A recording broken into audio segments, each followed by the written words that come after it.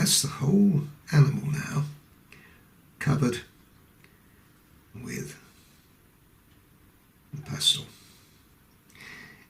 Trick now is to use the colour shaper to make sense of everything I put on. Lots of colour, as you say, you saw went on to that. So now I'm using the ivory colour shaper because it's the sort of in-between one. It's stronger than that pointed one, but not as fierce as the grey. Now as I go down here, you'll see that what I'm doing is just blending the colours in and using the colour on the tip in the lighter areas too, because we're going to go back in here with light as well.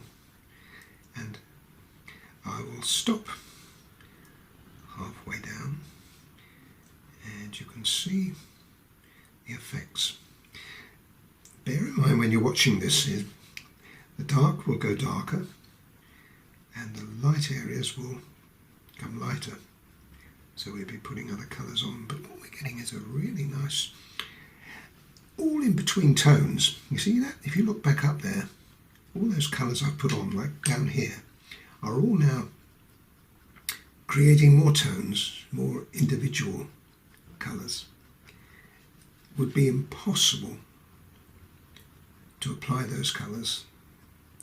Even in here now, in here where I've got the rich oranges, even in here you're getting some smashing colours coming back into there again. So already that's virtually finished here, so we don't want to spoil what we've done. But once again, you see how this is developing. It's quite remarkable. I don't think there's another medium that can achieve this kind of result.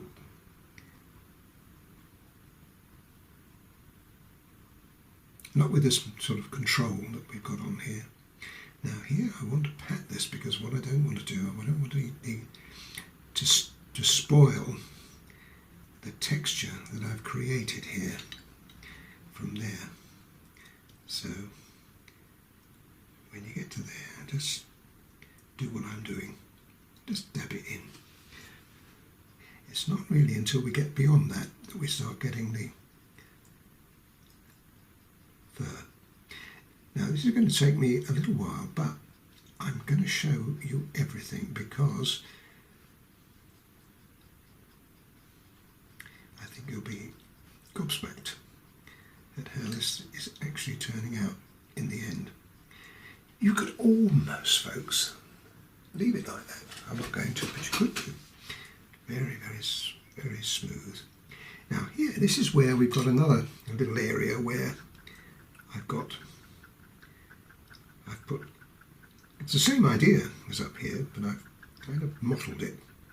So what I'm doing is using a corner of the colour shaper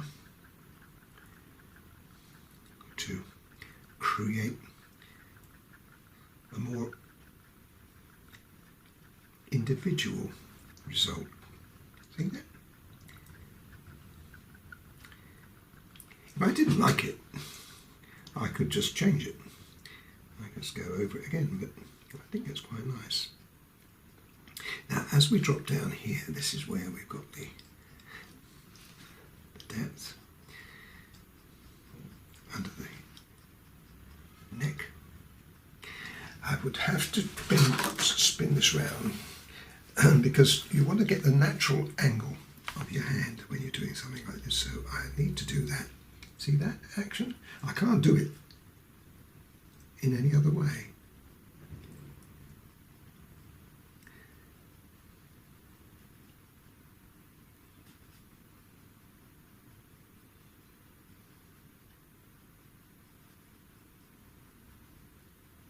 It's a lot of fun though, you probably gather that.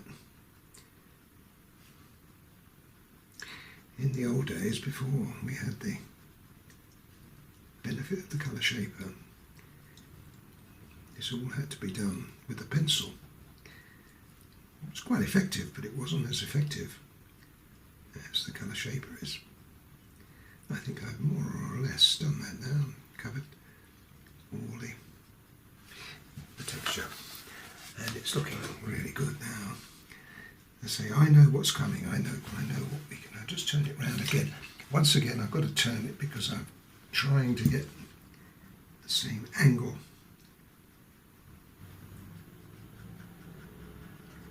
I'm nearly there now.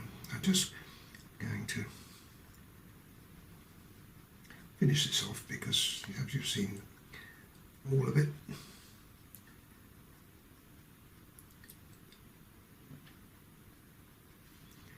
You see the sparkle of the paper here that's spoiling that effect, but once you get rid of it,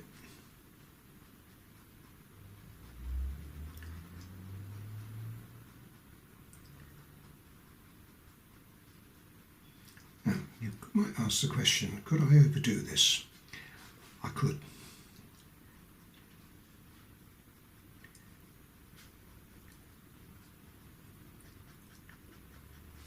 Effectively, what I've done is made it too dark.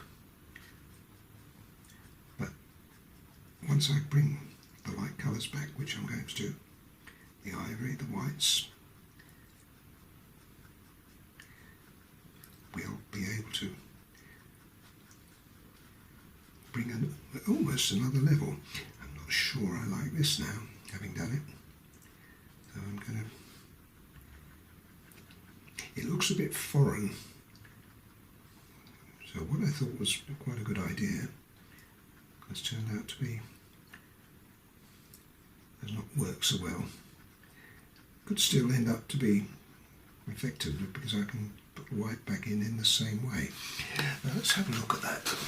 It looks good though, doesn't it? You can see where I'm coming from. Now I'm going to start with the darker colour. I need to use black here. So I need to go in with the strength.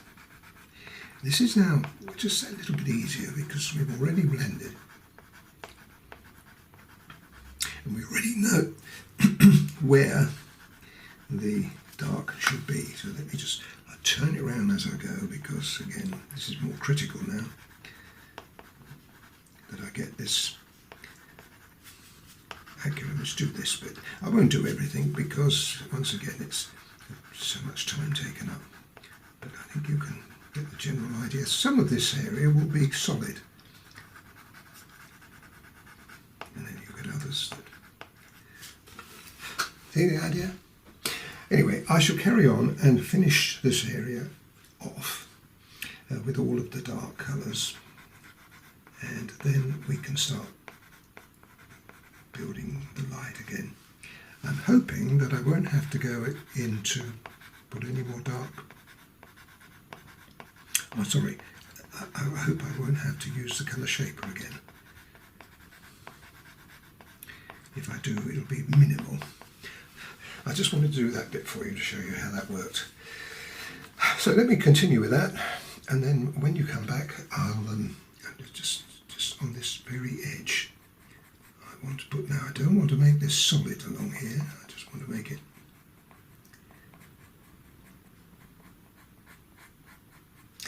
And here again, just